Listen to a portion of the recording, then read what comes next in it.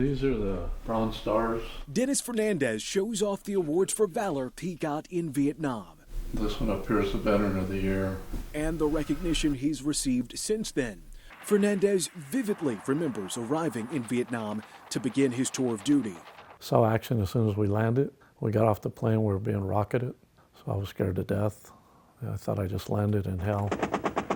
The year was 1968. Over the next year and a half, he went on search and destroy missions, did ambushes, and went into tunnels chasing North Vietnamese soldiers. I was soaking wet with perspiration and scared to death. I felt invincible like a lot of us did at that age. Fernandez was in Vietnam at the peak of U.S. military involvement. When he came back to San Jose, he did not want to talk about what he saw in combat. The first thing I did when I came home, took off my uniform, I threw it in the closet and just didn't want to deal with it anymore. Just shut it out. But there were nightmares, flashbacks, and even paranoia. I had trouble sleeping, I get sweats. I probably slept on the floor for probably 4 or 5 months. So I didn't want to be around the windows where people could see me. He was able to push it to the back of his mind for the next 30 years. He became a high school teacher, coached basketball, but the post-traumatic stress came racing back once he retired. It makes you depressed, it makes you emotional. Sometimes it gets severe. That's a common experience, according to Columbia University researcher Gene Stellman. At extremely late periods of life, do people start talking and spewing out what they've kept suppressed over the years.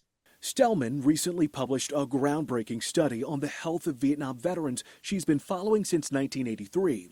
It found that 50 years after their service, nearly a fifth of veterans who saw combat still face serious problems connected to their tour of duty. After studying these guys for 35 years, the needle hasn't moved. There are a core of people who were severely affected and stayed severely affected. The study found combat exposure and PTSD are strongly linked to cardiovascular disease and other chronic illnesses. Fernandez suffers from several ailments, which he also blames on exposure to Agent Orange. For him, writing a book about his time in combat was like therapy. So every time you edit it, you have to go through the story again. So every time repeating it, then after a while you get somewhat calloused about it. That was good for me.